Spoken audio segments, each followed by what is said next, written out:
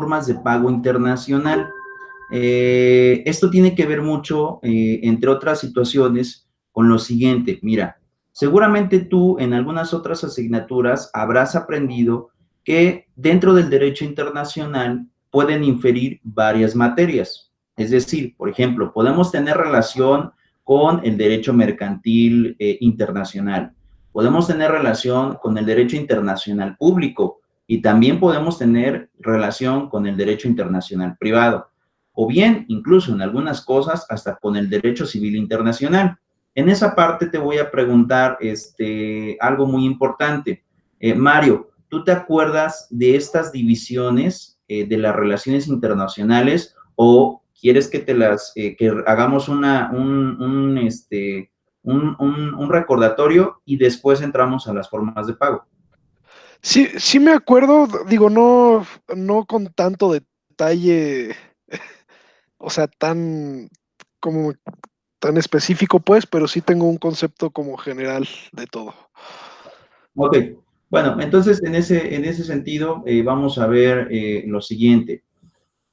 Primera parte.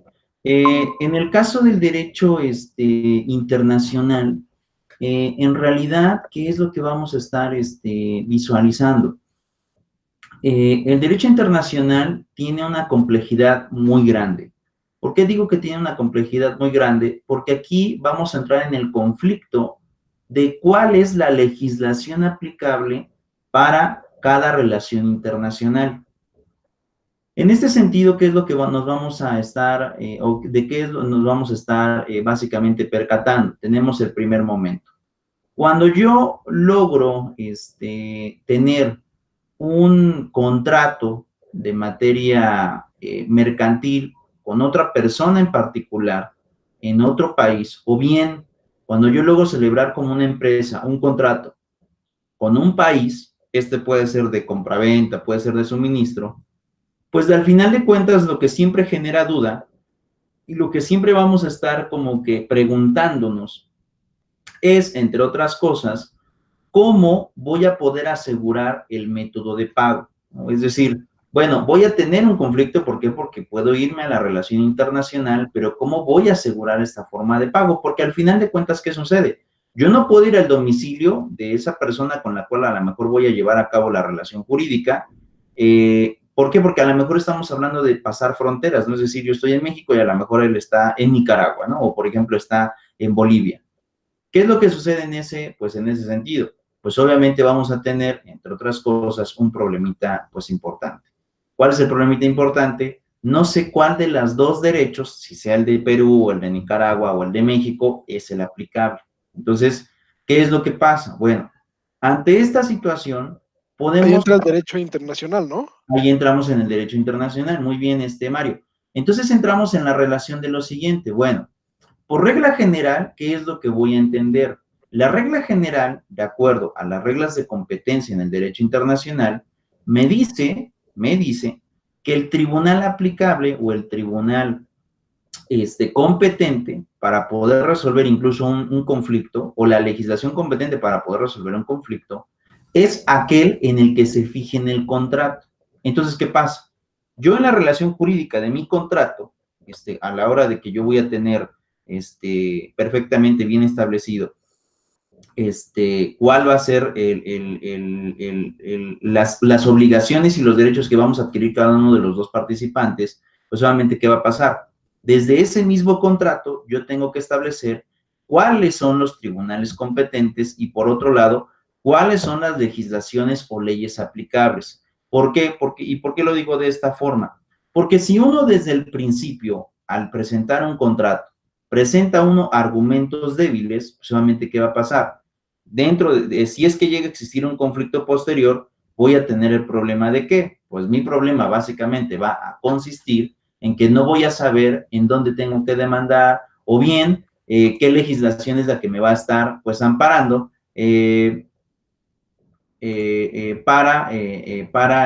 pues para poder asegurar el método de pago. Y por otro lado, pues también no sé cuál es la legislación que a mí me va a estar apoyando, que a mí de alguna manera me va a estar dando el respaldo que yo necesito para poder generar pues esta situación. Entonces, ante esa parte, pues, ¿qué es lo que vamos a estar teniendo? Bueno, pues yo voy a estar teniendo, entre otras cosas, que poderme amarrar dentro del contrato. Ahora, yo les hago la pregunta, qué bueno que ya se conectó Lino, y Mario, a ver, los dos contéstenme. En esta parte, ¿se acuerdan de la estructura de un contrato, chicos? ¿Se acuerdan cómo se estructura un contrato? Sí. Sí, profe, así es. Okay, ¿me pueden decir cómo? Pues el premio, las declaraciones, antecedentes, que son dos partes diferentes, y las cláusulas. Obviamente las firmas, ¿no? Ok, perfecto. Bueno, En el tema de la cláusula... estructura. Perdón, Lido, ¿no te escuché? Sí, la estructura, hablando así en términos muy generales. Ah, perfecto. En términos generales, así es como se estructura un contrato. Entonces, ¿qué es lo que pasa? Si yo voy a estipular desde el propio contrato en dónde voy bajo qué leyes se va a estar aplicando, pues eso qué quiere decir. La ley que voy a estar aplicando precisamente tiene que ver pues con la legislación que yo decida junto con aquel que está realizando la relación contractual. Entonces, ¿qué es lo que pasa? Ahí entramos desde un principio en la negociación con la contraparte. ¿Por qué digo en la negociación con la contraparte? Porque desde que tú celebras una relación de esta naturaleza, tú tienes que ya estar sabedor cuál es el tribunal al cual tú te quieres aplicar en la legislación. Ahora,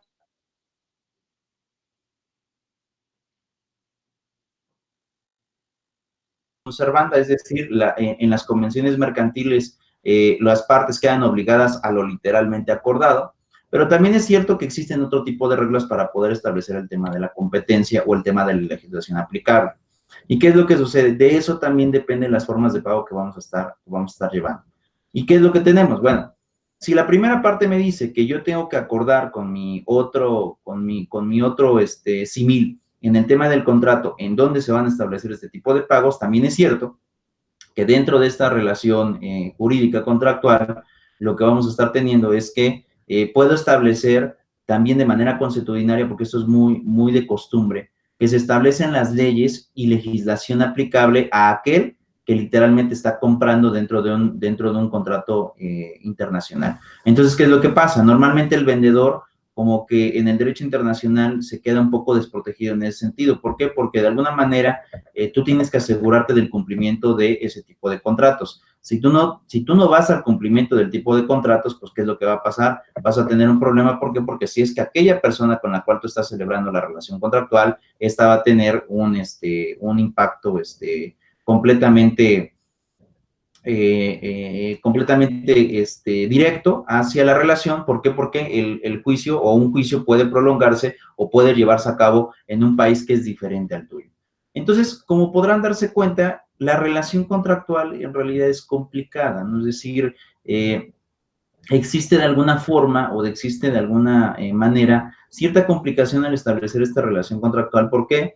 Bueno, básicamente porque vamos a estar generando pues una estrategia, un derecho un poco más, sí, en realidad un poco más generalizado. Ahora, ¿qué pasa con esta parte? Vean, la primera sesión.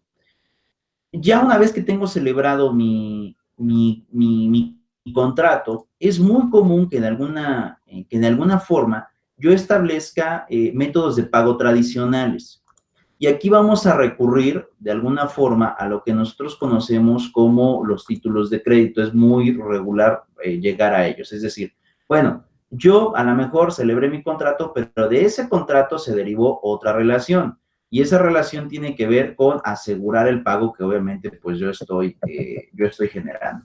Entonces, ¿qué es lo que sucede? Bueno, si yo estoy generando esa relación, pues dentro de mis títulos de crédito que puedo obtener son, entre otras cosas, el cheque, el pagaré o la letra de cambio. Pero ¿qué pasa? Si yo voy a estar permitiendo este tipo de métodos de pago, lo primero que tengo que tomar en cuenta en ese sentido es que la legislación aplicable debe de ser la legislación mexicana. ¿Por qué? Porque de lo contrario no sabemos si en el país o en un país posterior llega a existir una figura pues parecida a este fenómeno. Y por otro lado, también debemos de tomar en cuenta, ¿no? en ese sentido, que la legislación que siempre vamos a estar teniendo es que puedo tener otro método de pago, como por ejemplo en este caso puedo meter una letra de cambio. ¿Cuál es la diferencia, chicos, entre un pagaré y una letra de cambio?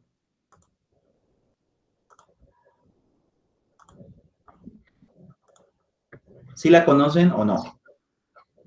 No, el pagaré es como un compromiso de pago. O Ok. sea, tú adquieres una deuda y firmas o te comprometes a pagar esa deuda en un determinado tiempo. Eso es lo que yo entiendo como pagaré. Lo otro sí lo desconozco completamente. No Es que estoy creo muy que metido en Ok, las ondas legales. ¿no? ok, Lino, La letra de cambio creo que ya no se utiliza mucho. ya en Pero igual realidad ya casi no, lo de ya no se crédito, utiliza. ¿perdón? Este, Te escucho. Bueno, pues, bueno, creo que sí funcionan de manera diferente. La verdad, no he tenido como que oportunidad de ver una porque pues creo que ya no se usa, ¿no? El pagar es, como bien lo dijo mi compañero, un compromiso de pago futuro, pues de una Ujú. cantidad cierta y determinada. sí, yo trabajo en una empresa internacional y bueno, estoy relacionado con muchas cosas como de compras.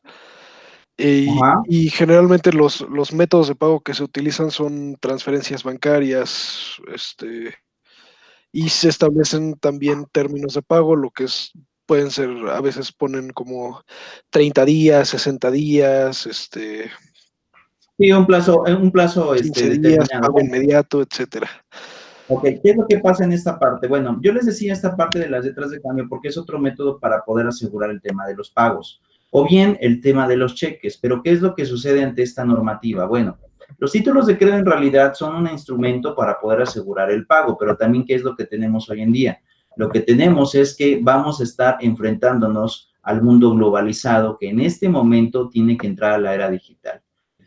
¿Qué es lo que pasa? Pues bueno, como bien lo decías, Mario, bueno, vamos a tener también otro tipo de métodos de pago, es decir, no quiere decir que los que estemos viendo quedan en desuso, sino que de alguna manera también vamos a tener una nueva forma de poder generar esos métodos de pago. En ese sentido, lo que vamos a hacer es, voy a proyectar en este momento un documento, vamos a ver en tu pantalla, ¿listo? Ya, me parece que lo pueden revisar aquí, ¿ya lo pueden ver? Sí, sí se ve. Sí, de Ya, hecho, bueno, sí. sí, ¿Sí lo puedes ver, Mario? sí, ya. ¿En qué consiste? Bueno, este es un documento de Perú, es un documento que de alguna forma conlleva el que estemos, voy a quitar eso porque aquí como que se traba en mi computadora, espero evitar jalar memoria RAM. Bueno, ¿qué es lo que tenemos en esta parte? Tenemos esta cuestión de lo que conocemos como las formas de medio y medios de pago en materia internacional.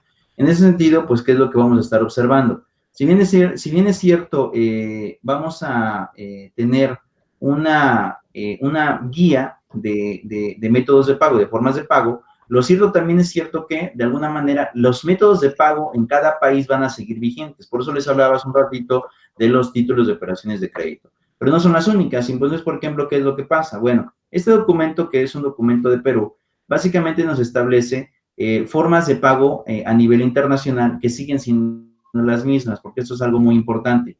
Los métodos de pago a nivel internacional siguen siendo los mismos. Es decir, son prácticas reiteradas por medio de los cuales se pueden generar estos acuerdos o estos pagos. Pero también no quiere decir que los antiguos métodos pues no o queden completamente en desuso. Ahora, voy a poner esto más grande porque creo que no se ve o está muy pequeño.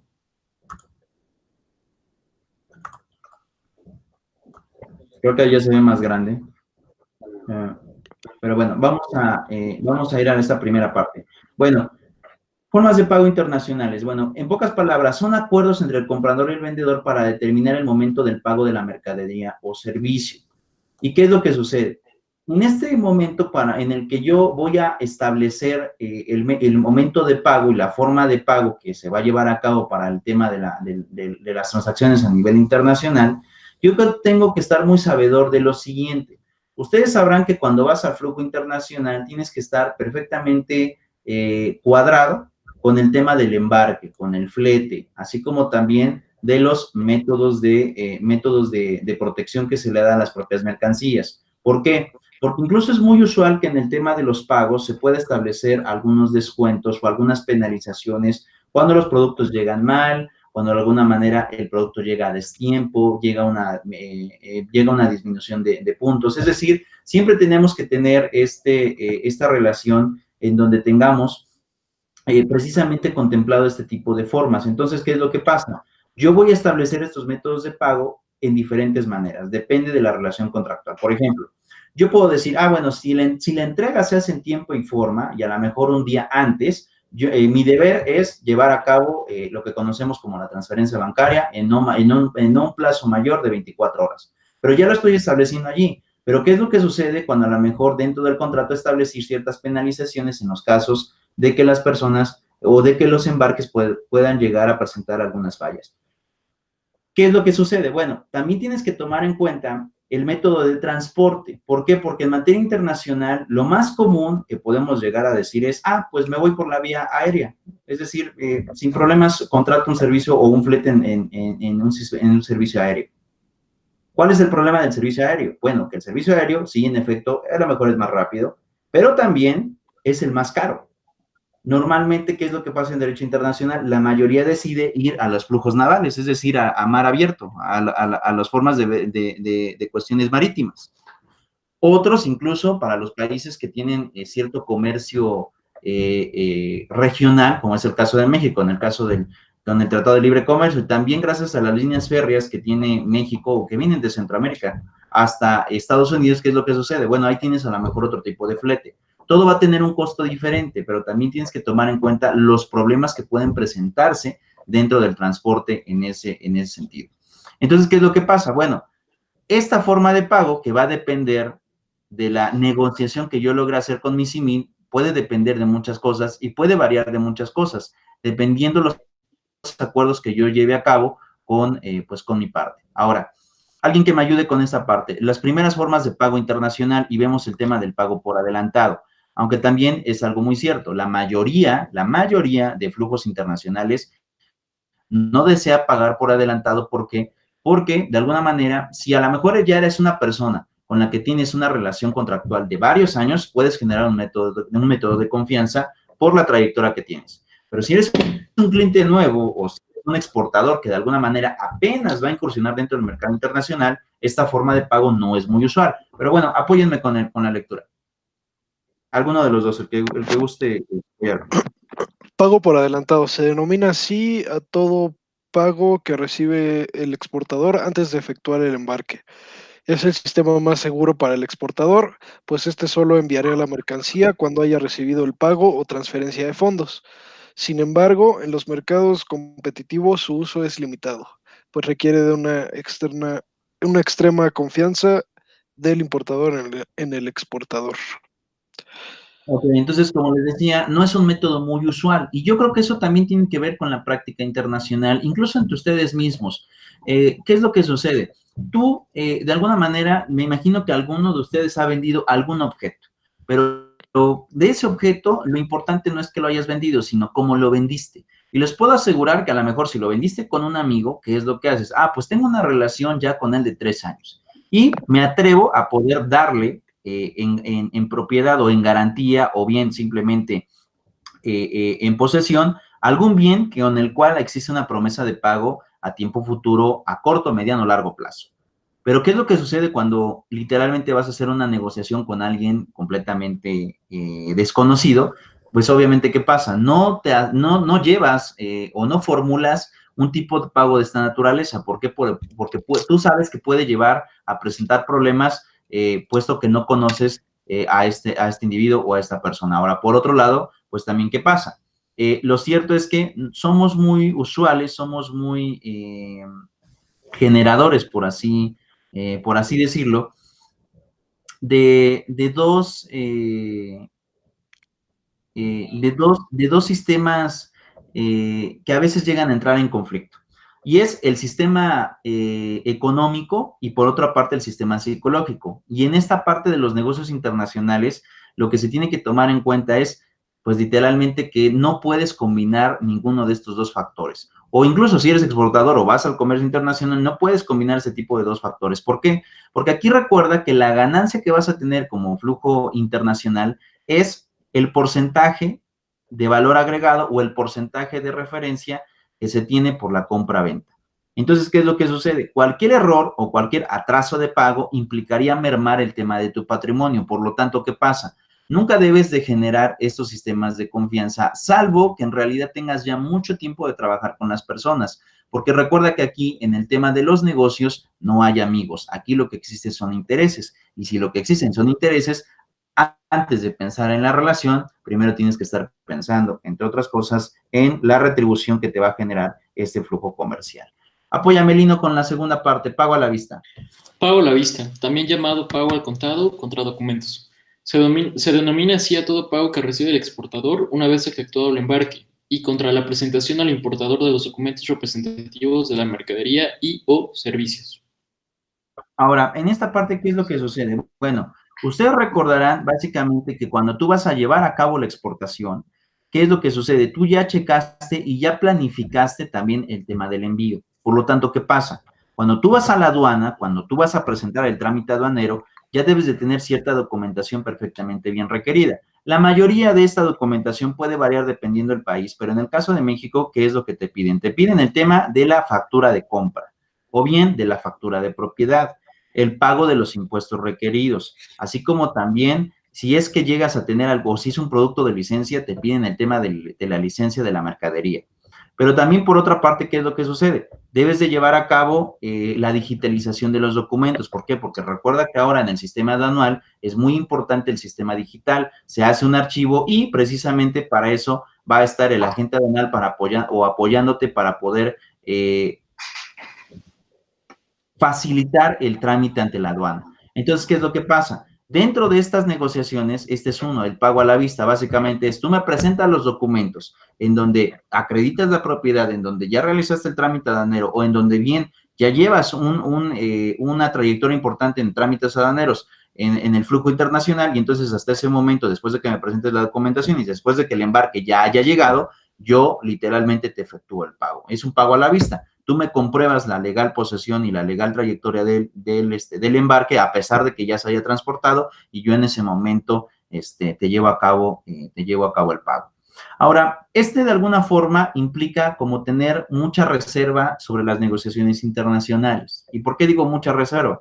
Porque básicamente es, yo quiero la mercancía en mi país, pero aparte de que yo quiero la mercancía en mi país, también quiero que me asegures que esa mercancía no presente problemas. Es decir, que tú me presentes toda la documentación pertinente.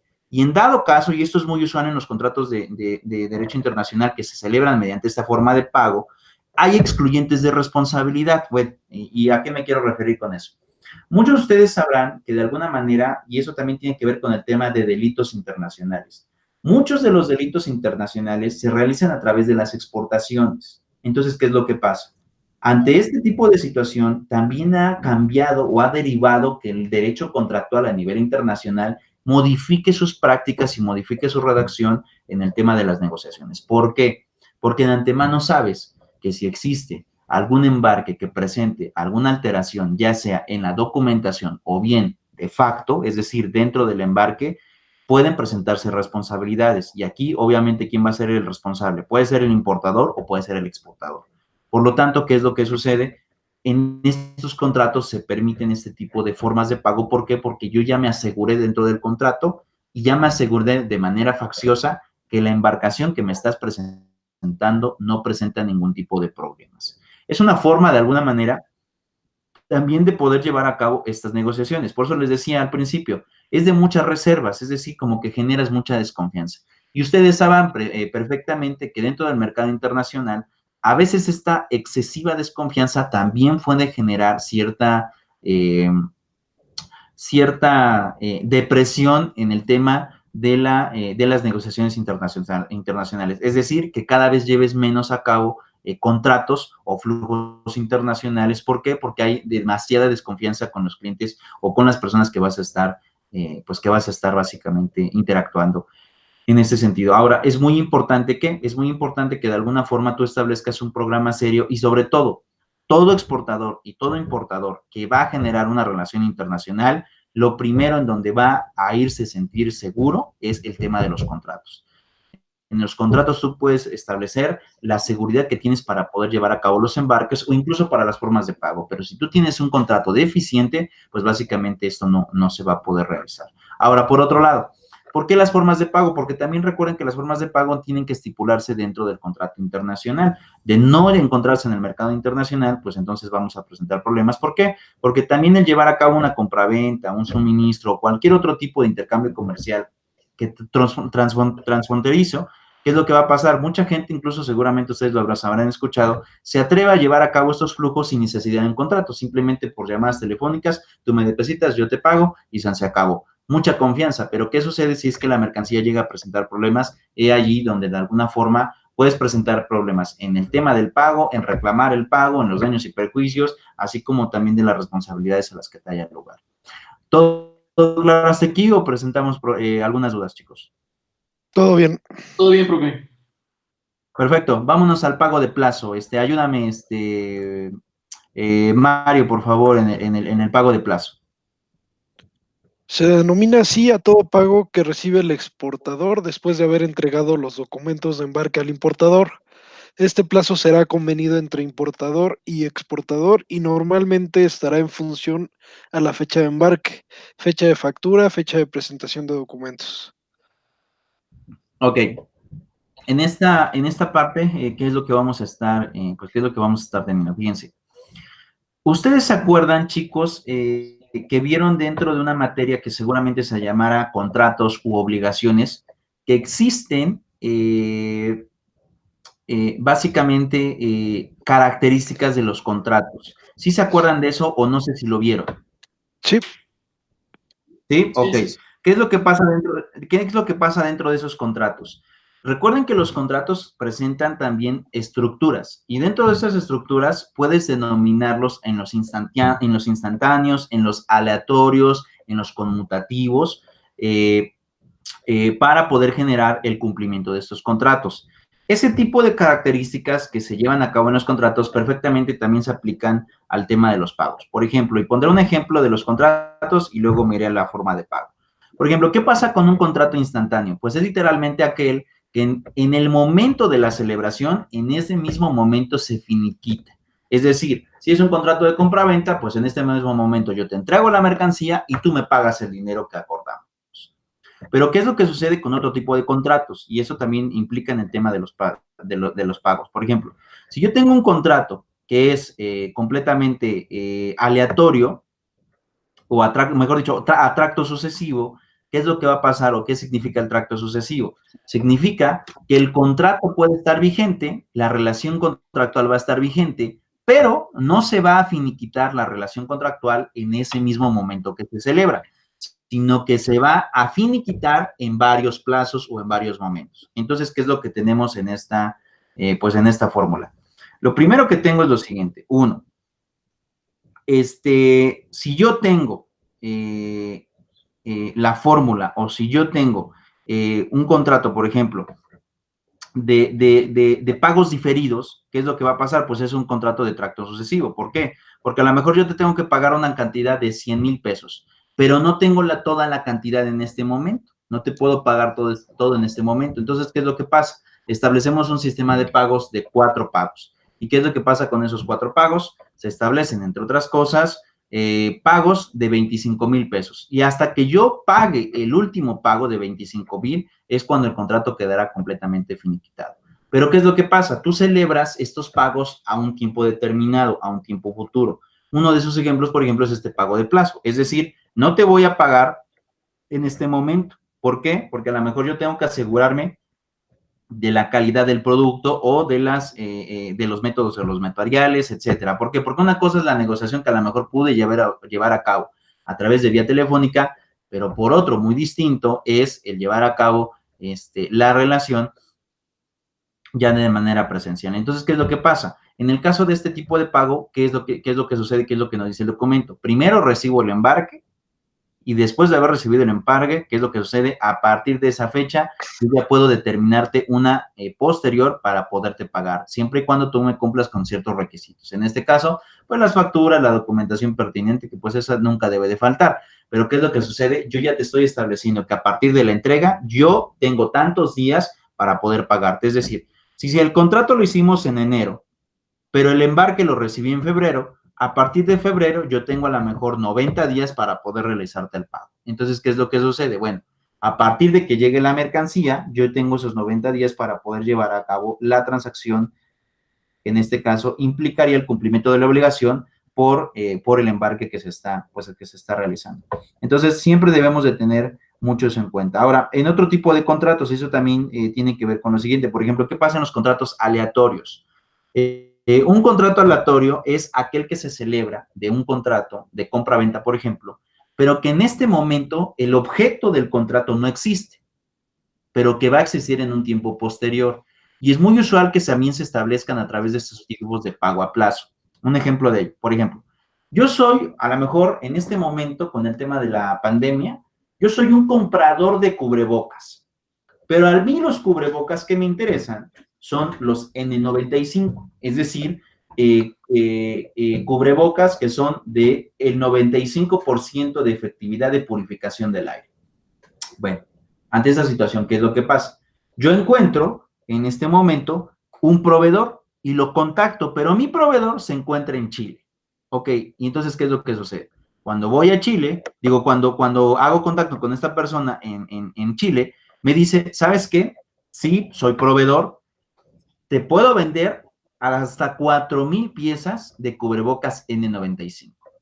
Pero en este momento no tengo en existencia, sino que de alguna forma los voy a fabricar y a partir de la fabricación yo te estaré llevando o enviando el envío. ¿Qué es lo que sucede? Dentro del contrato se puede establecer, en este momento el objeto del contrato no existe, pero en una fecha posterior sí existirá. A partir de esa fecha posterior que MSN me notificará de la existencia del producto, se va a llevar a cabo el embarque.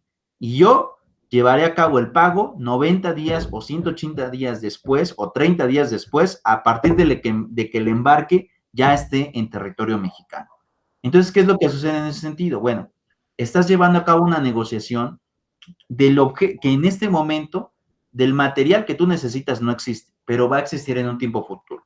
Para asegurarte que aquella persona cumpla con la obligación, le dices, no te pago en la celebración, te pago básicamente a partir de que yo ya tenga el material en territorio nacional. Entonces, también se puede establecer este pago a plazo. Establecemos una fecha posterior y a partir de esta fecha es como se va a estar pagando. Pero bueno, entonces, ¿qué es lo que sucede? Las características de los contratos también generan el método de pago, la forma de pago, dependiendo el tipo de característica del contrato, es el que también nos va a determinar cuál será el método más viable o el más confiable para que se pueda pagar un tipo de relación internacional. Pero bueno, tenemos el tema de la cuenta abierta. Apóyame, Lino. Claro.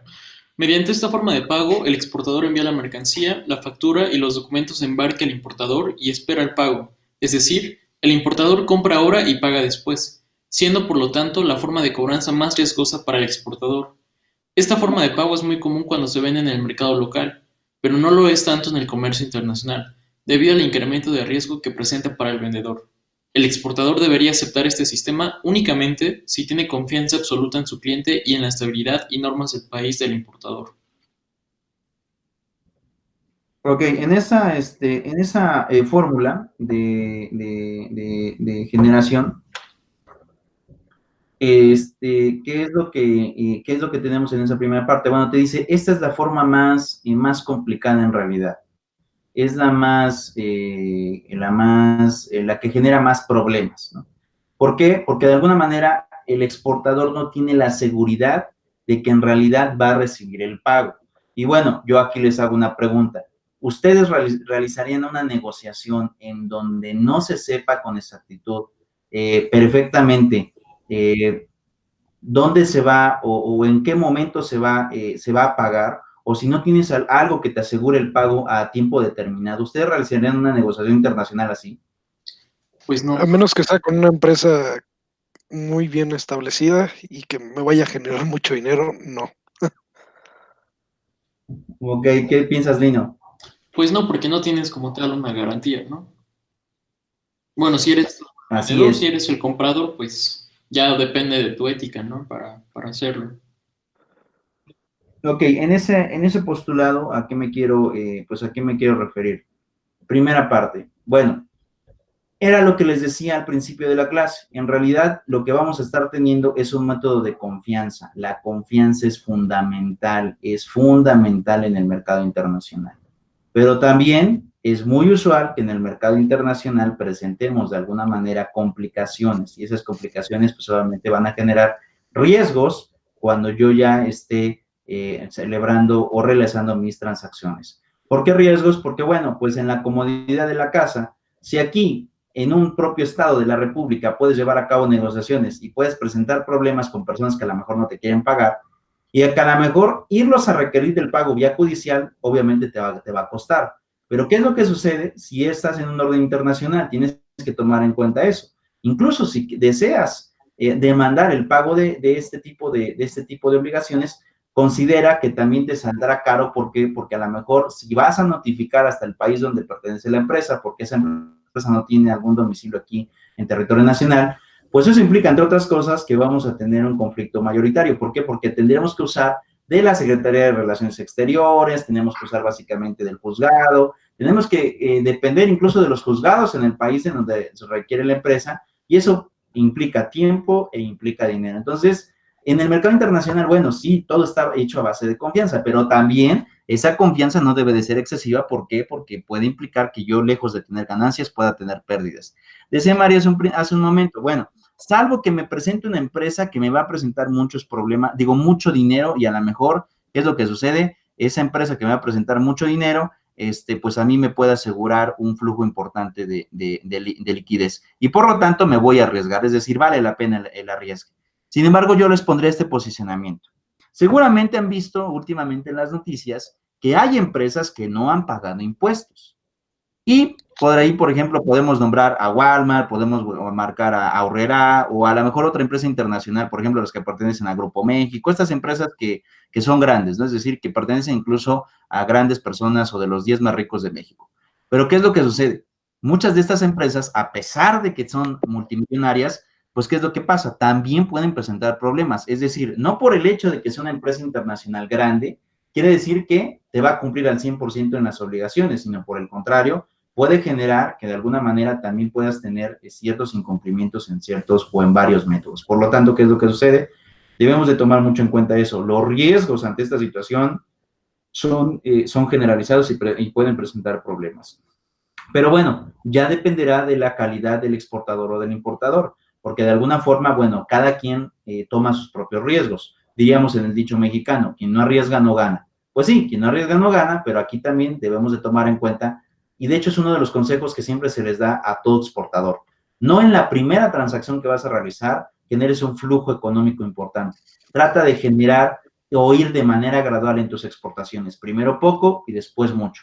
¿Por qué? Porque ante esos pocos, lo primero que vas a generar es relaciones de confianza pues con tu importador o con tu comprador. Pero si desde un inicio tú quieres llevar a cabo la exportación de toneladas, pues a lo mejor, lejos de poder ganar, vas a perder porque puedes presentar un problema en el flujo internacional. Pero ya dependerá de cada quien, ¿no? Bueno, vamos a los medios de pago internacionales. ¿Me puedes ayudar, Mario, por favor?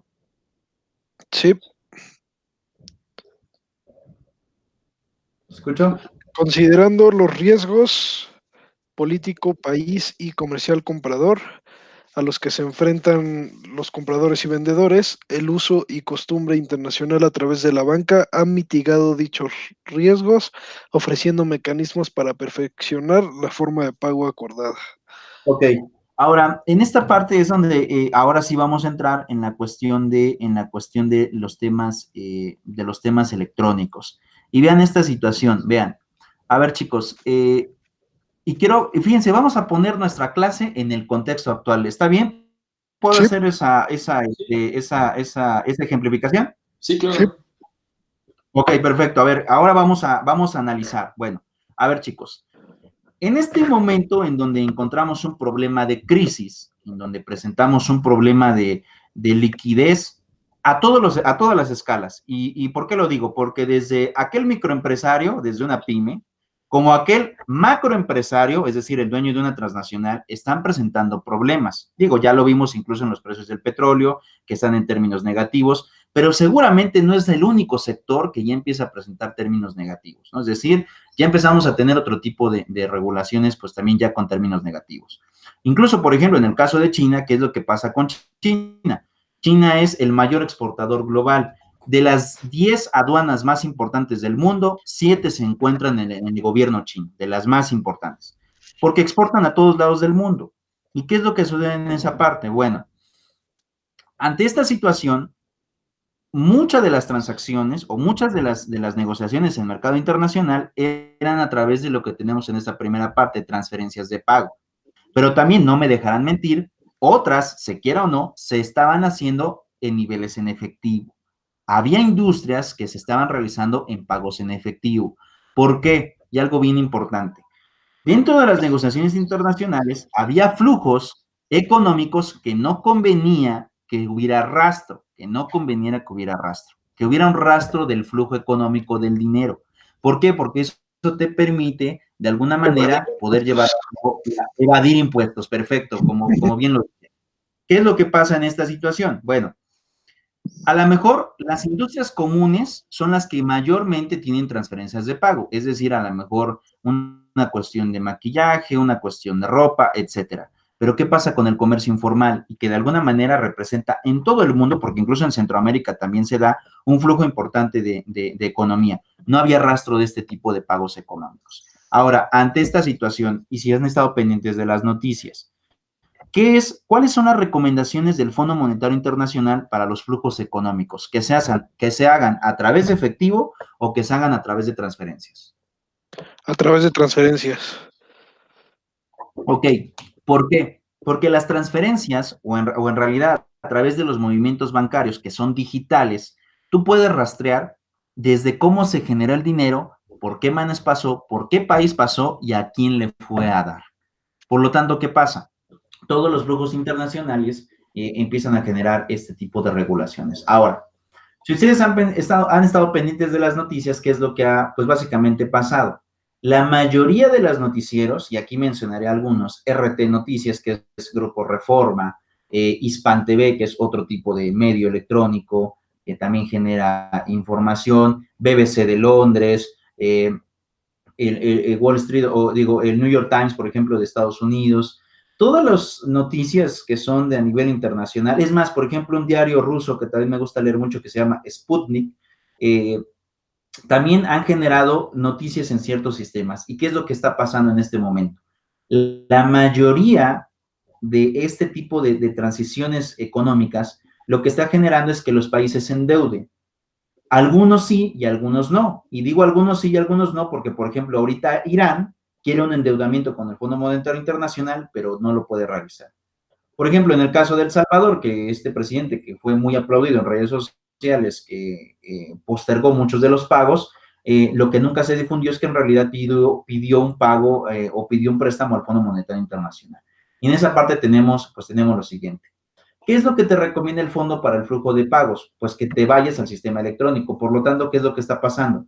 En este momento, todos los países, seguramente, que vayan al endeudamiento público, y esto tiene que ver con una negociación del fondo, seguramente se van a adecuar al sistema de pagos electrónico. Es decir, se va a dejar de ocupar el tráfico en efectivo. ¿Por qué? Porque aquí de lo que se trata, y también esto importa mucho, recuerda que el Fondo Monetario Internacional, siempre que le presta a un país, te genera una carta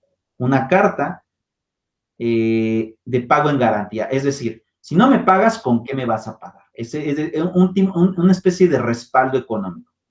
Y la mayoría de esos respaldos económicos en anteriores gobiernos eran las cartas petroleras, es decir, ¿sabes qué? Te pago con petróleo. Pero ¿qué es lo que sucede en este momento? En este momento la negociación ya no va por el tema del petróleo. Por lo menos en lo que se ve en este tiempo corto. Ahora la negociación de la carta de promesa de pago va sobre dos cosas. Uno, la facilitación de los recursos naturales para comercio internacional, o bien la permisión y paraísos fiscales para las empresas transnacionales en un país determinado. Pero ¿qué es lo que sucede ante este tipo de regulaciones?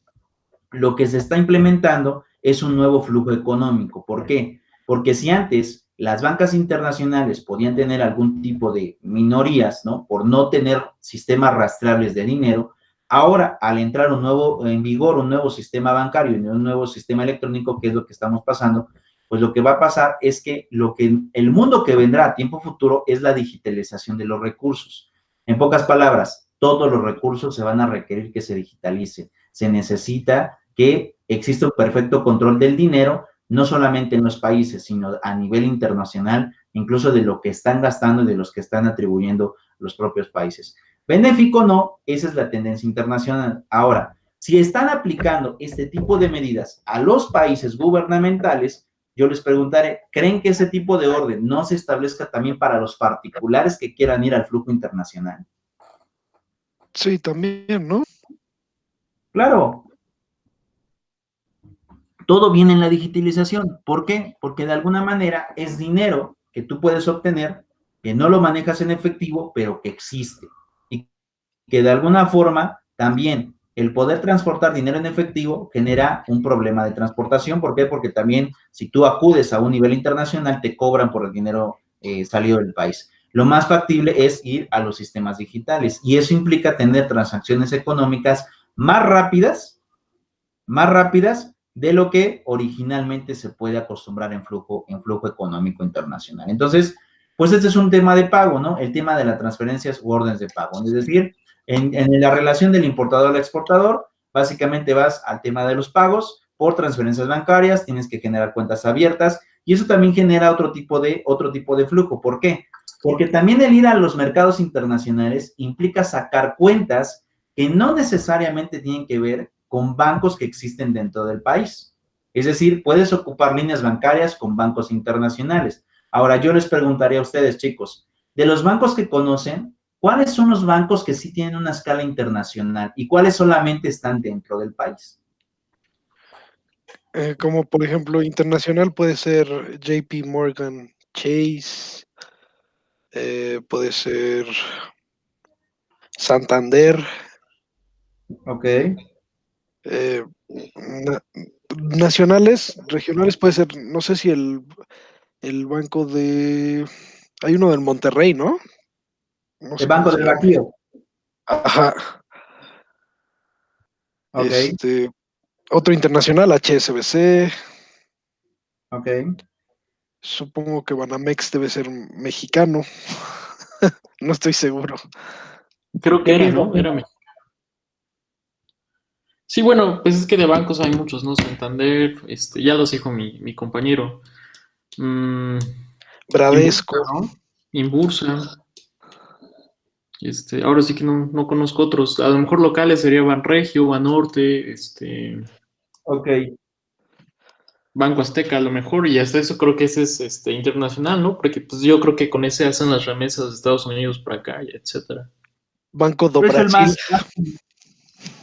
¿Qué es lo que vean? Esto es muy importante.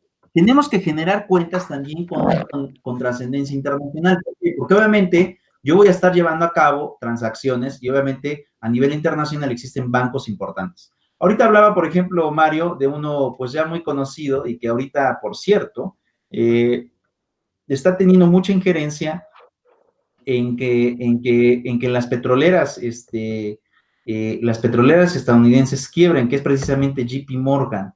El banco, incluso ustedes sabrán que respalda al Fondo Monetario Internacional, y yo creo, o estoy convencido en realidad, que ese banco tiene más dinero que el propio Fondo Monetario Internacional, es la banca BlackRock, que a pesar de que se encuentra su sede en Estados Unidos, recuerden que es inversión inglesa, en realidad, ese banco de la banca BlackRock.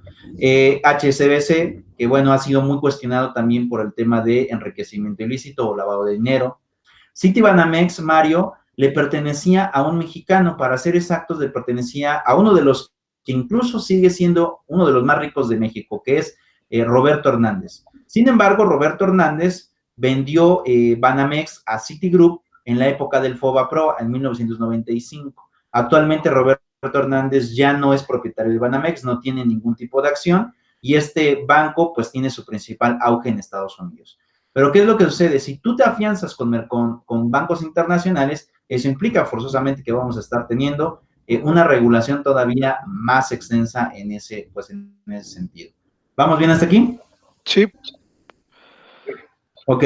Hace un ratito tú hablabas acerca de Banco Azteca. En realidad, Lino, Banco Azteca es uno de los bancos que se empezó a generar en el sistema de remesas, pero porque cobraba una muy poquita comisión, aunque al principio no cobraba nada de comisión por el tema de las remesas. Pero bueno, ahorita veremos qué es lo que sucede. Y esto sería muy importante, incluso que ustedes también lo checaran, con el conflicto que ahorita existe entre Salinas Pliego, que es el propietario de Banco Azteca, y el presidente Andrés Manuel López Obrador. Y digo conflicto así porque recuerden que él ahorita, se quiera o no, Banco Azteca está controlando el mayor porcentaje del tema de las remesas. Pero ¿por qué digo que existe un conflicto? Si estuvieron pendientes de las noticias el día de ayer hubo una declaración de un expresidente mexicano en contra del gobierno de Andrés Manuel, que para ser preciso es Ernesto Zedillo Ponce de León. Y curiosamente, Ernesto Zedillo Ponce de León tuvo como secretario de Gobernación al que actualmente es el secretario de Educación Pública de Andrés Manuel, y que curiosamente, después de ese sexenio de Zedillo, ese Esteban Moctezuma se fue a trabajar a Televisión Azteca o a Grupo Azteca o Azteca Salinas o Grupo Salinas. Entonces, ese conflicto puede dar mucho a darnos cuenta de cómo está el conflicto bancario en el grupo, pues, digamos, de poder mexicano, con ahorita el actual gobierno. Veremos qué es lo que resulta de ese tema, pero es importante que lo veamos. ¿Por qué? Porque si estamos viendo que el sistema de remesas se está realizando a través de este tipo de banco, ahora yo les formulo la siguiente pregunta. Con el Tratado de Libre Comercio, antiguo Telecan, ¿ustedes creen que no se están realizando pagos a través de este tipo de banco para las relaciones internacionales que tienen privados con privados estadounidenses? No, sí se siguen realizando, ¿no? Los pagos. Claro, se siguen realizando. Entonces, pues, ¿qué es lo que pasa? Habría que ver cómo entra este flujo de dinero y cómo es que empieza a generar ciertas situaciones dentro del esquema nacional. Les digo, estén pendientes de este conflicto, porque este conflicto va a derivar a muchas cosas, ¿eh? O sea, nos va a generar o nos va a dar una luz de en realidad cómo se ve el panorama bancario ante esa situación. Pero bueno, los bancos son fundamentales en el derecho internacional, se quiera o no, hay que recurrir a ellos. Y bueno, entre otras cosas, pues también una de las formas también de poder crear empresas, ustedes lo sabrán, es el financiamiento. De eso no me meteré porque eso es otra clase que ustedes seguramente ya vieron, pero el financiamiento que se obtiene a través de los bancos también se logra generar a los esquemas internacionales. Y de hecho, ahorita que estamos hablando acerca de esto, no sé si han visto la nota de, por ejemplo, JP Morgan ha financiado a las petroleras tejanas que en este momento presentan quiebras y que de alguna manera desde el 2019 obtuvieron créditos de estos bancos. ¿Ustedes creen que esos bancos no les van a cobrar esos créditos? Sí, claro.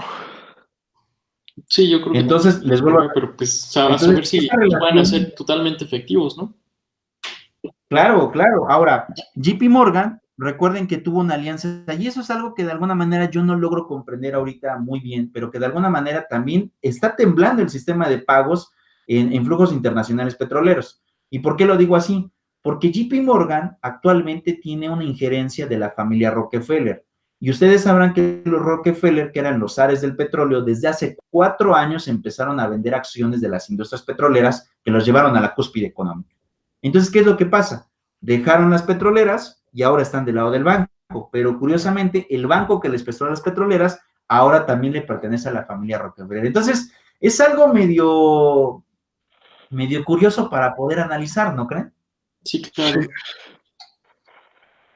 Bueno, negociaciones y flujos internacionales. Ahorita, por ejemplo, la clase que estamos viendo, este tipo de pagos y en el tema de las transferencias, pues estamos hablando en realidad de pymes o de pequeñas o medianas empresas, pero habrá que preguntarnos también qué pasa con los flujos internacionales importantes y sobre todo ahora, si han estado viendo, y fíjense, esto no viene en el documento, pero si han estado viendo ahorita cómo se han protegido las empresas internacionales y los países para poder resguardar riqueza, no ha sido a través de dólares, ha sido a través de los metales, principalmente la compra de oro.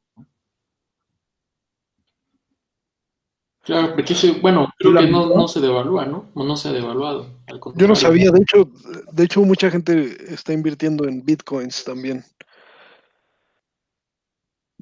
Bueno, el problema de Bitcoins es que recuerda que es más o menos, funciona como una moneda electrónica, pero de alguna forma, hasta el día de hoy no es un método de pago internacional porque muy pocos países lo han acogido. Pero te seré sincero, y ahorita que estamos viendo esta clase, yo considero que el futuro de los pagos internacionales viene en las criptomonedas. Eso es lo que yo considero. ¿Por qué lo digo? Porque de alguna forma también, no sé cómo se llama el propietario de Facebook, Mark Zuckerberg. Zuckerberg, ¿no? Sí. Mark Zuckerberg. Cuando sale Bitcoin, que fue por ahí, si mi memoria no me falla, si me falla, corríjanme, compañeros, si mi memoria no me falla, Bitcoin sale por ahí del 2014-2015, más o menos. Y después, como por ahí del 2018, empieza el rumor de que Mark Zuckerberg quiere crear su nueva criptomoneda para poderse usar única y exclusivamente a través de Facebook. Ustedes sabrán que Facebook no solamente es una red social, sino que también hoy es un flujo internacional, sobre todo de publicidad. Y cuando tú te publicitas, pues lo que te establecen son sistemas de pago. Pero ¿qué es lo que pasa? Esos sistemas de pago adquieren un fenómeno de riqueza o un fenómeno de ganancia a través del tipo de cambio. Por ejemplo, el tipo de cambio puede generarte un margen de ganancia. En este sentido, ¿qué es lo que diré? La gente hoy en día, ¿qué es lo que hizo? Mucha gente compró dólares o compra dólares y ahorita que el dólar llegó hasta los 25 pesos, ¿qué es lo que haces? Pues vendes. ¿Pero por qué vendes? Porque a lo mejor si compraste un dólar en 18 pesos con 50 centavos y lo vendes en 24 pesos, ya tienes un margen de ganancia por dólar de 5 pesos con 50 centavos. Entonces, ¿qué es lo que pasa con el sistema de las bitcoins? Eso va a pasar precisamente. Cuando tú quieras cambiar una moneda por otra, vas a tener un flujo de tipo de cambio y ahí es donde va a venir la primera ganancia de este tipo de criptomonedas. Pero también a la criptomoneda, y por eso ha sido muy rechazada el tema de las bitcoins, y por eso es que no todos los países lo logran regular. Incluso Inglaterra no logra regular el tema del bitcoin. Pero ¿qué es lo que sucede? El bitcoin tiene que generar un sistema o digamos que un margen de riqueza que va a soportar el flujo de este tipo de monedas. Pues es que y es básicamente para... Es que, bueno, no sé, a mi opinión, pues no sé, creo que nadie quiere comprar con bitcoins, ¿no? Muy pocos, pero ¿qué es lo que sucede? ¿Y por qué les digo que el futuro está en bitcoins? Porque ahorita, si ustedes sabrán, incluso Venezuela ya también tiene su propia criptomoneda, que es el Petro, que es básicamente una moneda electrónica que tiene su sustento en el petróleo venezolano. Ahorita, obviamente, ¿qué es lo que pasa? Seguramente. ¿Qué es lo que pasa? ¿Qué es lo que pasa con este fenómeno? Y ese es el problema de las criptomonedas. Si el valor que te va, o el respaldo que le van a dar a la moneda, como en este caso es el petróleo, está completamente devaluado, ¿qué pasa con las personas que ya invirtieron en el petro? Pues ahorita la moneda no vale absolutamente nada, porque el petróleo a nivel global está completamente en cero, o sea, por el contrario, está en números negativos. En el caso incluso del dólar, que es una moneda física, pero que seguramente se va a ir a criptomoneda, lo que lo sustentaba eran dos cosas. Antes de los años 70 era el oro que estaba en la Reserva Federal de los Estados Unidos de Norteamérica. Después de los años 70, el flujo petrolero con el que se llevaba a cabo Estados Unidos, sobre todo las petroleras tejanas, y después con las petroleras árabes. Pero ¿qué es lo que sucede? Si en este momento el petróleo baja de precio, ¿qué es lo único que en este momento está sosteniendo al dólar?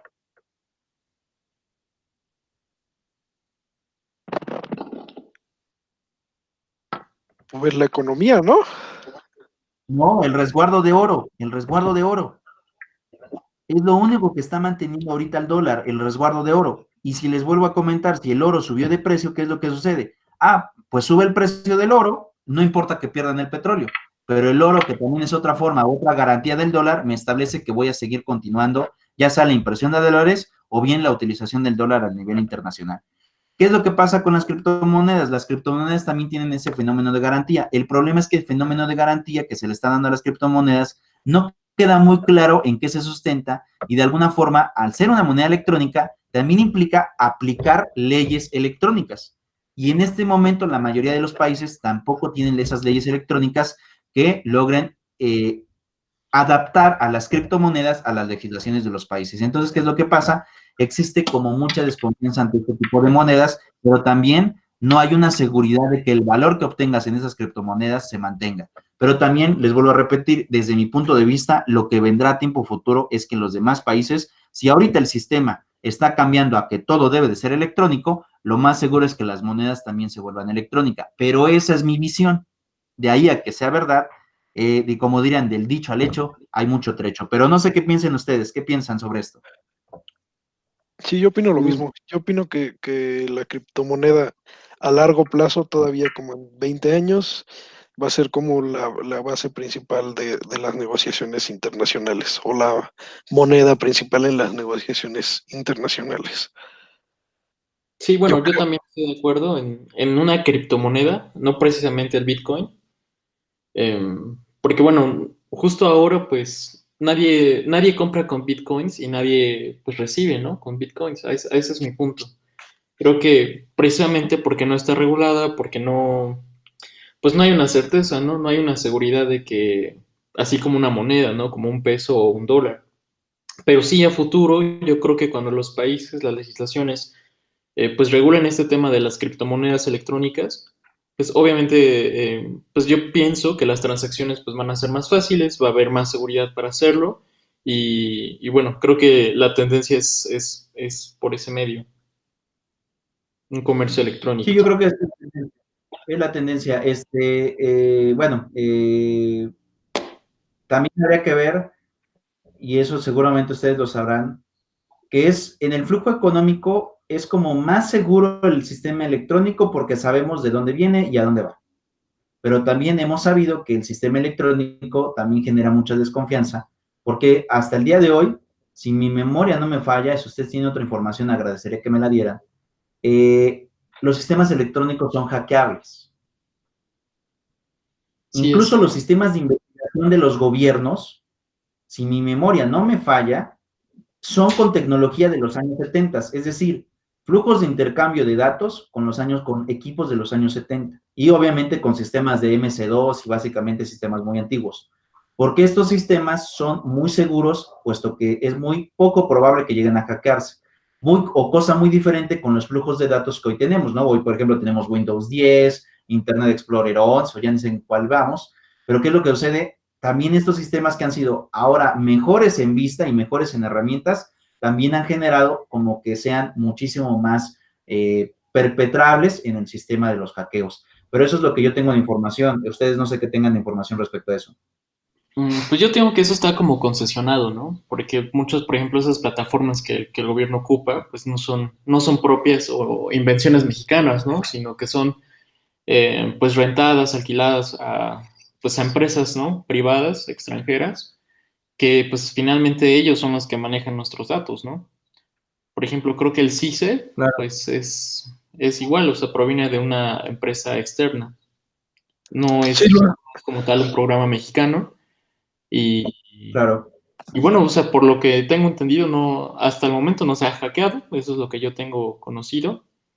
Y, y pues es eso, básicamente. Dime, Mario, ibas a decir algo. sí, bueno, de hecho, en cuanto a los hackers, pues las empresas se protegen utilizando firewalls y cosas de seguridad en sistemas y generalmente contratan a personas por medio de outsourcing, que les puedan dar esta infraestructura en sistemas para protegerlos. O sea, actualmente ya se está empezando a proteger ese lado.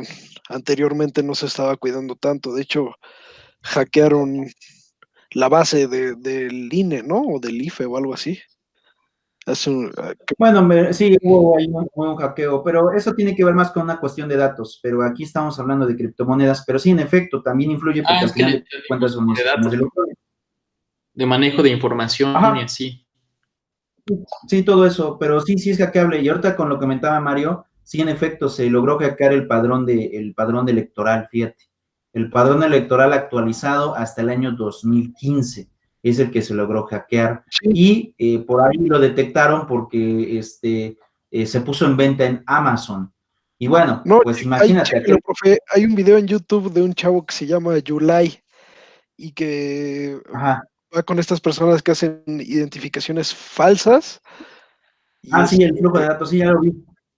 y el chavo le dice, no, pues yo tengo la base de datos del INE del 2015, creo que fue esa, y le dice, yo te puedo imprimir la INE que tú quieras, y le imprimió ahí mismo la de Enrique Peña Nieto en el video. No, Asume. pues imagínense, esos que tienen esa base de datos, lo cual es completamente reprobable.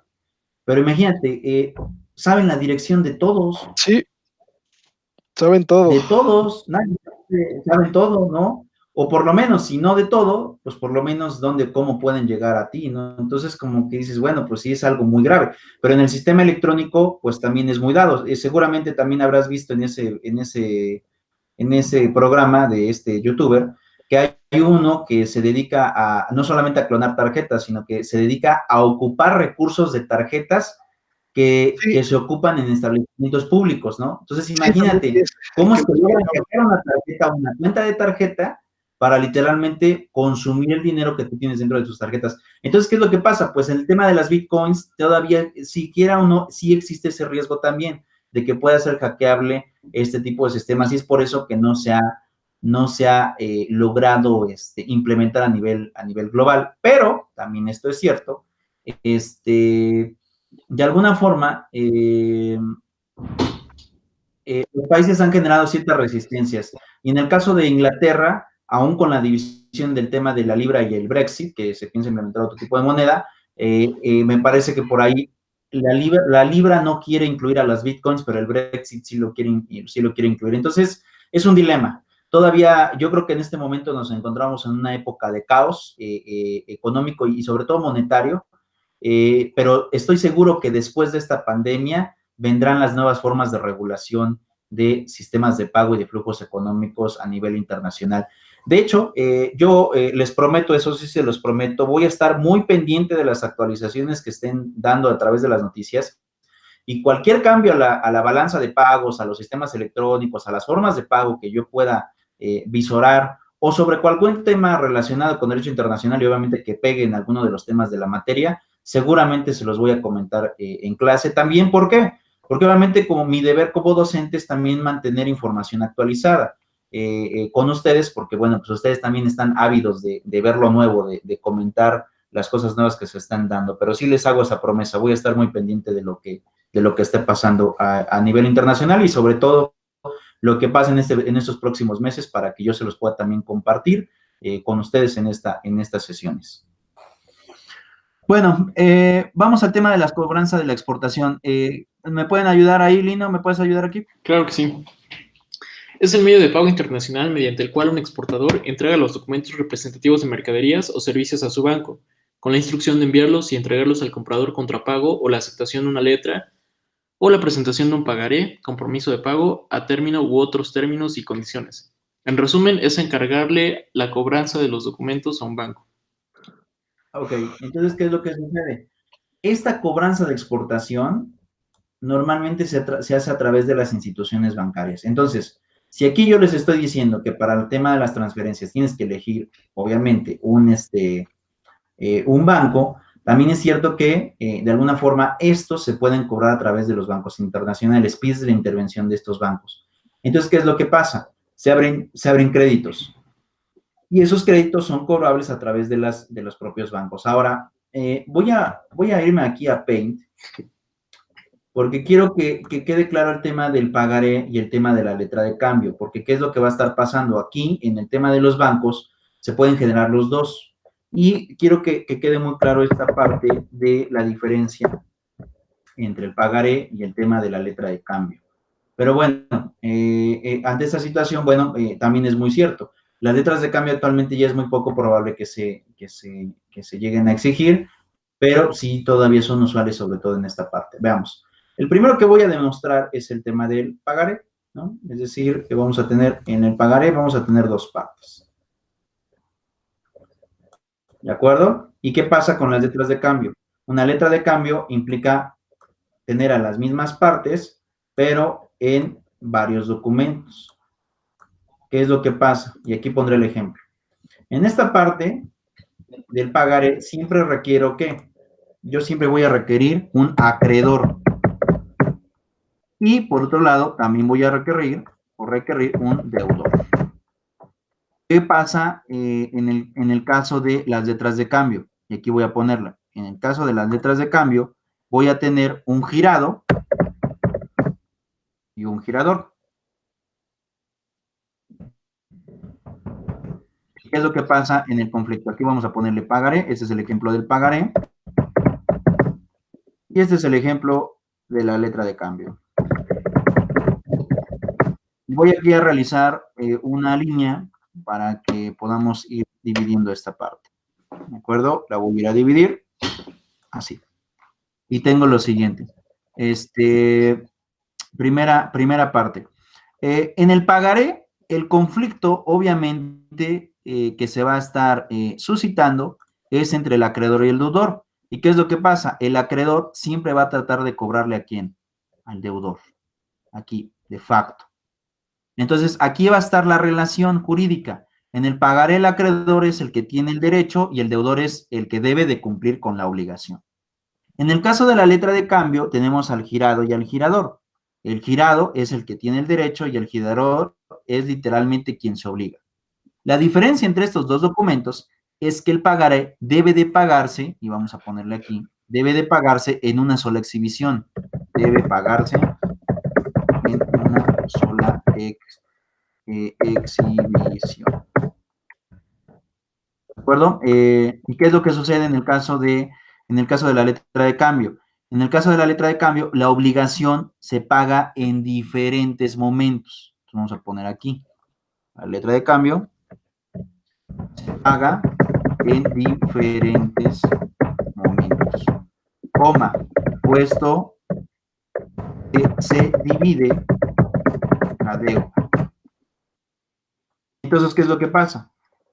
¿En cuántos? Acá a lo mejor yo voy a cobrar, aquí vamos a ponerle 100,000 pesos, ¿no? Es decir, la obligación consiste aquí en 100,000. Y tengo 3 pagos para poder pagarlo. Entonces, ¿qué es lo que pasa? Puedo establecer 3 tipos de pago. El primero va a ser por 33,000, ¿no? El segundo por 33,000. Y el tercero, a lo mejor por 34,000, ¿no? Y ya hacen juntos los 100,000 pesos. Pero ¿qué es lo que sucede? La letra de cambio es, primero te cobro una parte, después otra y después otra. Y al final me tienes que pagar. ¿Y qué pasa en el tema del pagaré? En el pagaré no, porque aquí sí me debes de pagar en una sola exhibición. ¿Vamos bien hasta acá? Sí. Sí. Ahora, ¿qué es lo que sucede en este posicionamiento? Si en esta situación voy a pagar 3, y aquí solamente voy a pagar un documento, al final de cuentas, ¿qué es lo que sucede? Voy a pagar la cantidad, aquí a lo mejor también puedo poner 100,000 pesos, ¿no? 100,000.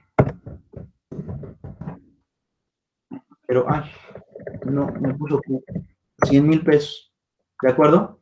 Pero, ¿qué es lo que sucede en este posicionamiento? Bueno, no importa, ¿por qué? Porque al final de cuentas, lo que tengo es el cumplimiento de la obligación. Ahora, ¿qué es lo que pasa? A través de las instituciones bancarias, normalmente lo que se hace es esto. Es decir, quiero que me pagues, pero para que no se te haga pesada la deuda, me lo pagas en varios pagos, para que obviamente se dé la retribución que en este momento yo requiero. Pero es muy usual en ese fenómeno que se estén dando este tipo de sistemas. Entonces, ¿qué pasa? Cuando yo voy a los bancos siempre van a requerir este tipo de documentación o este tipo de formas de pago que al final de cuentas dan métodos de cobranza. Si no me quieres pagar, pues bueno, me vas a tener que pagar ejecutando este tipo de documentos. Ahora, ¿qué es lo que pasa? De la celebración del contrato se puede derivar la creación de los títulos de crédito, porque eso también es muy usual. Es decir, firmas contrato y dentro de ese contrato se establece que se dará lugar al cobro del dinero en caso de incumplimiento a través de los títulos de crédito que en ese momento te van a señalar. Entonces, por lo tanto, ¿qué sucede?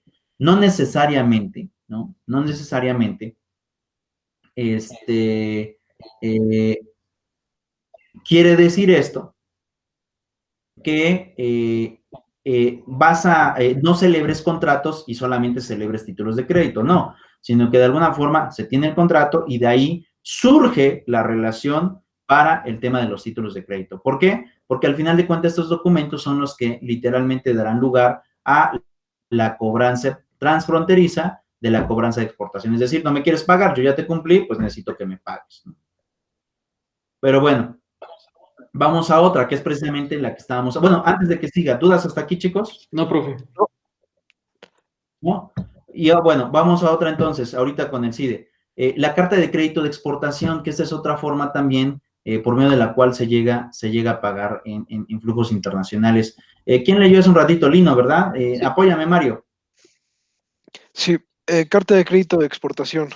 Es el medio de pago internacional mediante el cual el banco del importador, a solicitud de este, se compromete a pagar a la vista o a plazo a un exportador una cantidad determinada siempre y cuando se cumplan todos los términos y condiciones de la carta de crédito. Esta es la modalidad más segura para el exportador porque el banco del importador es quien asume la obligación de pago. Acuérdese que el comercio es una actividad de doble vía y lo que para un importador es un CDI, es un CDE para un exportador. Ok, un ingreso y un egreso, ¿de acuerdo? Entonces, ¿qué es lo que pasa ante esta parte? Bueno, vamos a poner aquí. Otra vez me voy a ir al Paint, ¿no? Lo voy a hacer más grande y ahorita me voy ahí. ¿Ya copiaron este de arriba o no? Sí. ¿Sí? Sí, Si no, profe. creo que lo voy a hacer más grande porque... ¿Puedo borrarlo entonces? Sí. Ok, me voy a ir al más grande de esta cosa. Y ahorita les voy a dibujar el tema de la carta para que también lo tengan ahí diagramado y no se vayan a perder. Y y ahorita se los dibujo.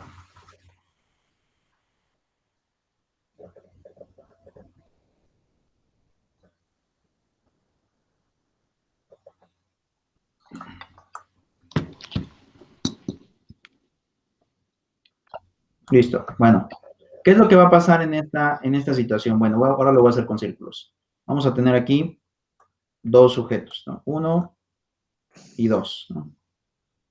Y ay, no se ve. No, creo que mejor hago un documento nuevo, si no se va, no me gusta.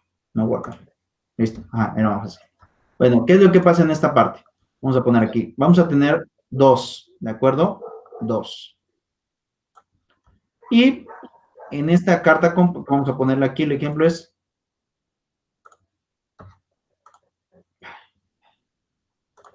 la carta de crédito de exportación. Vamos a ponerle carta de crédito de exportación. Ok, ¿qué es lo que pasa? Aquí yo voy a tener en mi acreedor. Aquí voy a tener a mi deudor. ¿Cuál es la diferencia de esta carta? Bueno, que aquí dentro de la carta vamos a tener también aquí al deudor, lo va a obtener el ¿qué? El banco. Entonces, ¿qué es lo que pasa? En la primera relación, si el deudor de alguna forma adquiere este tipo de carta, lo que se va a generar es lo siguiente. Voy a llevar a cabo la negociación entre acreedor y deudor, comprador y vendedor. ¿Y qué es lo que pasa? En la primera relación, quien me va a pagar es el banco. El banco le paga al acreedor. De hecho, vamos a poner esta carta. Entonces, el banco, aquí,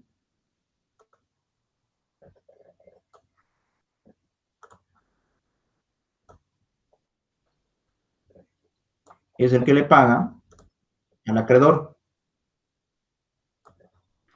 ¿Y qué pasa con este pago? Aquí, ¿quién le va a pagar al banco. Al banco le paga nada más y nada menos que el deudor. Y así es como se va a dar la relación. El banco le paga al acreedor y él ya se olvida del problema y el banco ahora le cobrará al deudor que le cumpla con esa obligación. Así es como funciona la carta de crédito de exportación.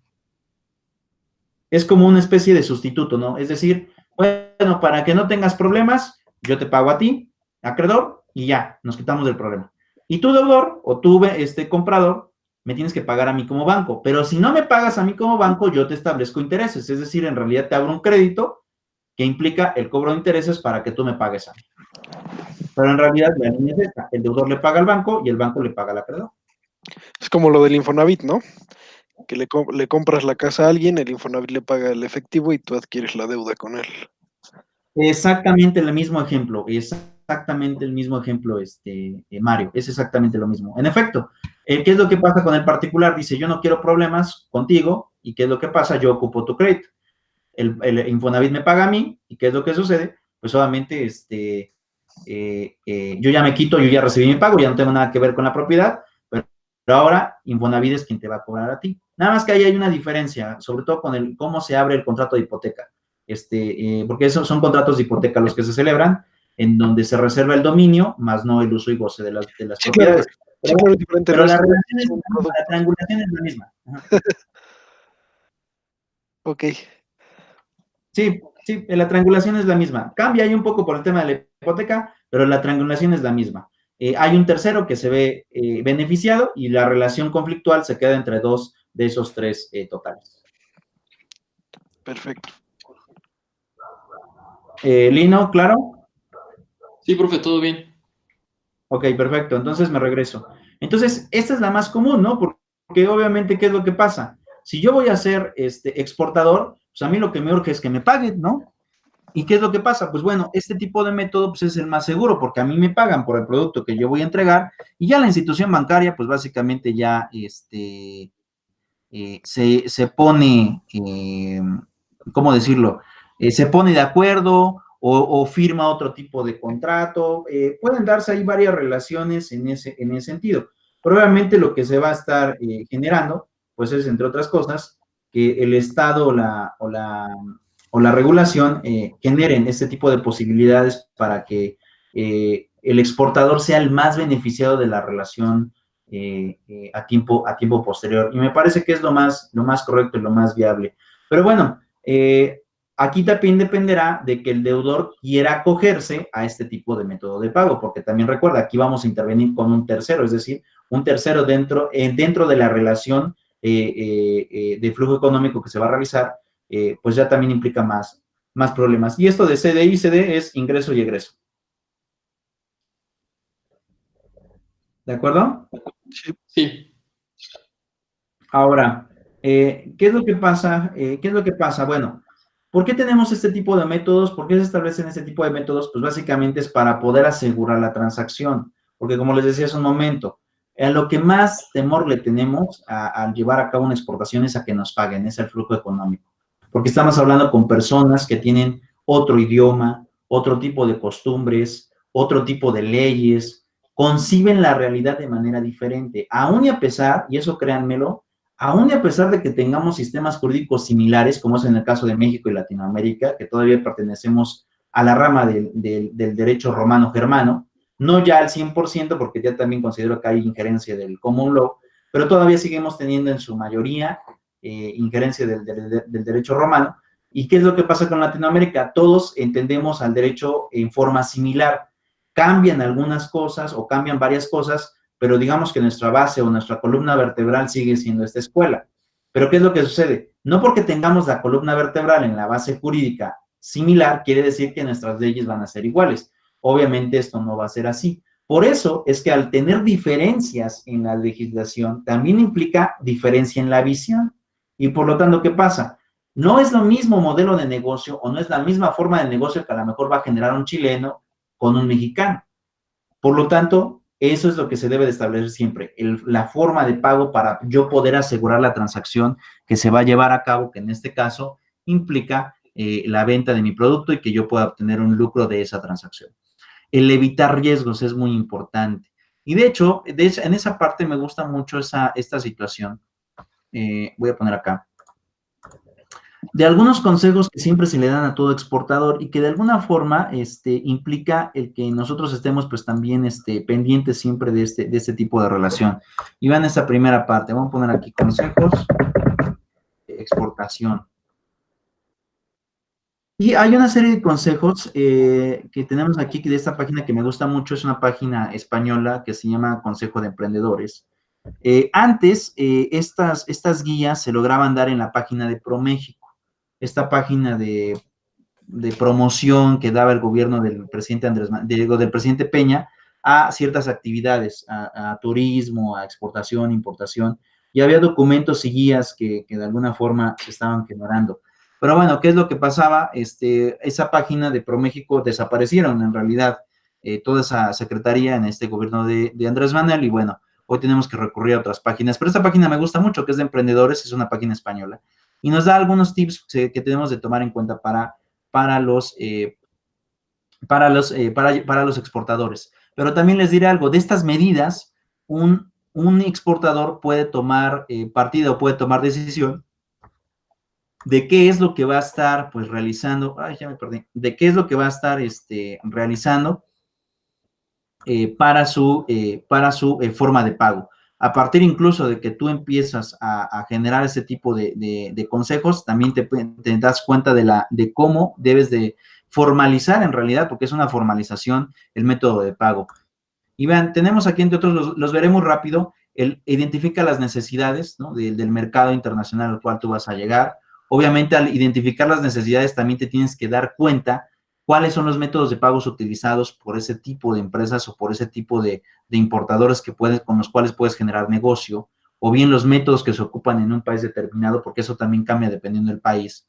El tema del partner, el partner en realidad es básicamente la empresa que te va a acompañar en el transporte de mercancías, ¿no?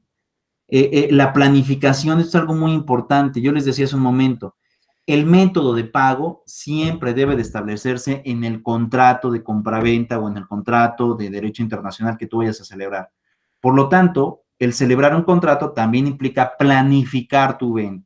Si tú planificas desde un inicio, desde los embarques, desde la llegada al método de pago, básicamente tú estás asegurando que se te pague también ese dinero que obviamente vas a obtener a través del flujo comercial.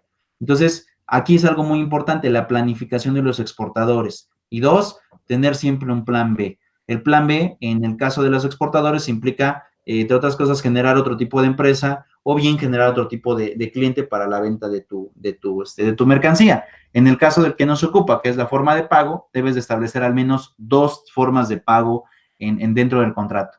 Puede ser la carta o bien incluso puede ser a lo mejor una transacción en cuentas determinadas que se tienen que realizar para asegurar el pago. Es decir, que aquel importador no tenga de alguna manera ninguna excusa de decirte, pues es que no te pude pagar. No, incluye dentro del propio contrato al menos 2 o más o 3 sistemas de pago para que no exista ningún tipo de problema.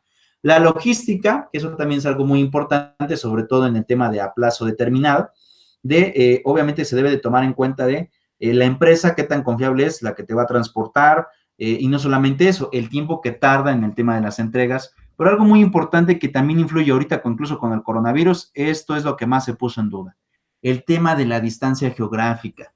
Ten mucho en cuenta que los embarques, entre otras cosas, no van a lo mejor a ser tan exactos o pueden variar sus entregas dependiendo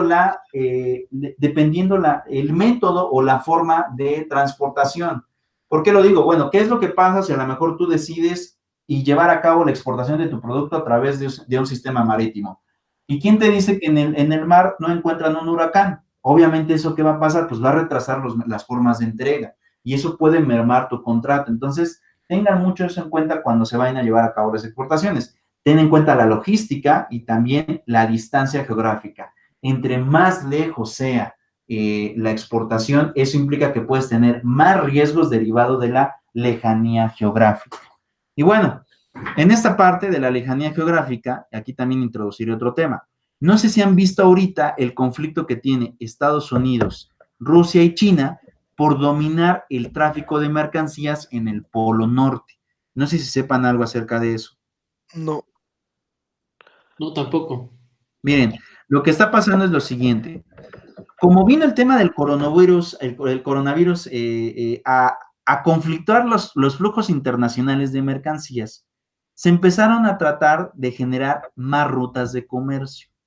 El problema de los polos, el sur y el norte, es que ustedes recordarán que por acuerdos de la ONU, esos flujos o esas zonas prácticamente son intocables. Y digo prácticamente son intocables porque existen permisos por parte de la ONU para poder generar tráfico de mercancías a través de esas zonas. Pero ¿qué es lo que sucede? El tráfico en esas zonas está sumamente limitado, sumamente limitado. ¿Por qué? Porque obviamente es una zona que en realidad le pertenecería a todos los habitantes del mundo y a todos los países, aún y a pesar de que no se tenga cercanía con estas zonas. El conflicto actual es que, derivado de los atrasos, de las entregas de mercancías, lo que generó fue que los países empezaran a buscar nuevas rutas de comercio.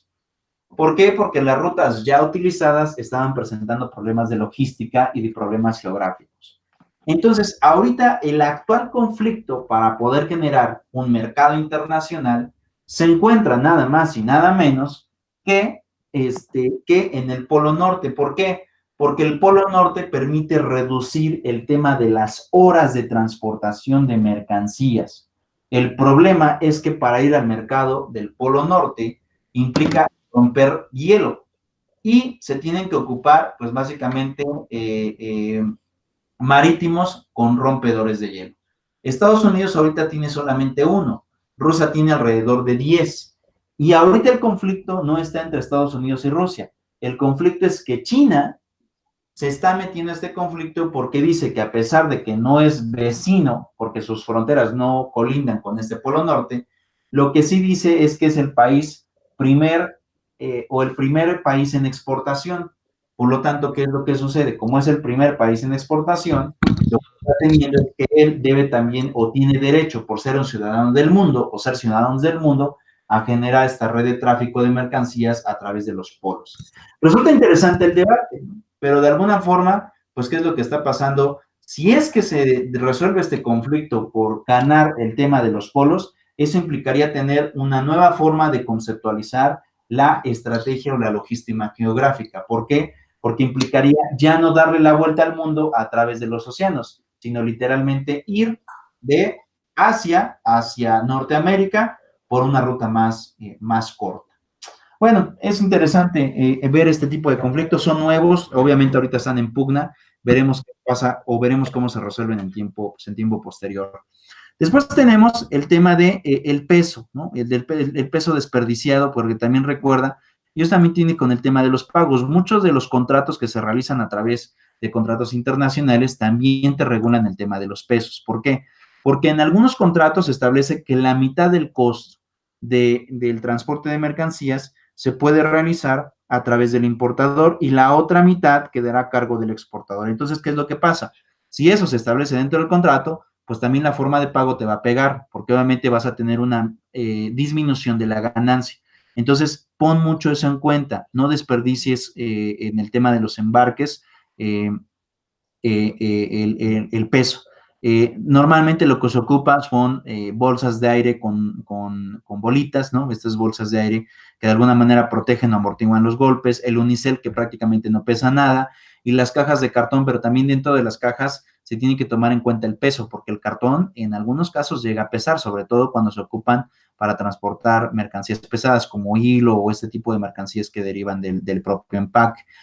Obviamente la señalética que debe de tener tu empaque, que debe de ser muy importante, y bueno, los fletes, cómo se van a hacer los fletes, porque eso también influye en que la mercancía llegue de alguna manera a destino o a términos de importación en términos correctos, y por otro lado el tema de la documentación.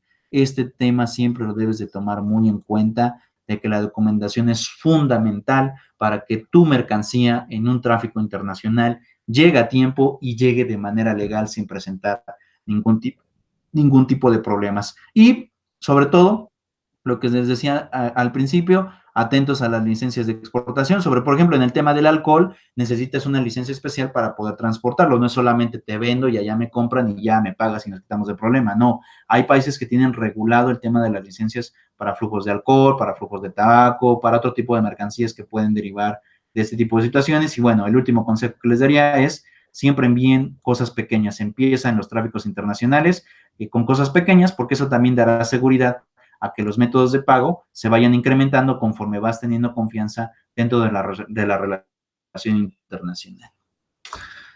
¿Cómo ven, chicos?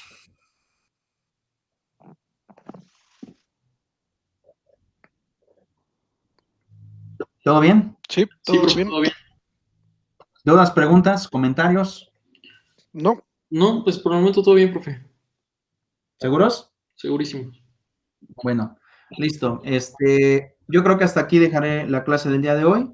Y bueno, básicamente es para que también ustedes pues coman algo y también no se haga tan pesada la sesión. ¿Vamos bien? Ok, sí, claro que Bueno, sí. pendientes nada más de aquí ¿cómo se llama? Del Classroom para que podamos llevar a cabo nuestras sesiones. Importante, aquí donde ustedes ven trabajo de trabajo, hoy la primera sesión son formas de pago internacional y aquí pues ustedes pueden ver, entre otras cosas, este tema. Aquí mismo voy a empezar a pegar las tareas, entonces ustedes estén pendientes para que puedan estar realizando sus tareas. Vamos a manejar una tarea por sesión, o sea, ahorita tenemos una tarea para la próxima semana, pero como solamente son 7 temas y este curso es de 9 semanas, habrá algunas sesiones que tengan doble tarea y obviamente también doble clase. Entonces les pido que por favor revisen esto conforme vayamos avanzando. Ahorita estamos en la 1, después iremos en 2, 3, así conforme vayamos avanzando el tema del curso. ¿Está bien? Sí, ok. profe. ¿Cuándo subirá las tareas, profe?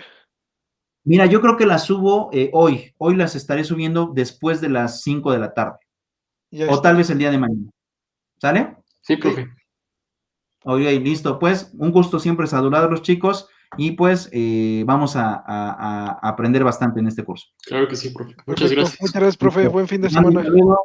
Cuídense mucho, no salgan a la calle sin su cubrebocas y sus gogles, y si pueden usar careta, también mejor. Claro que sí, profe. Sí, profe. Nos Cuídense. vemos. Hasta Hasta luego. luego. Hasta luego.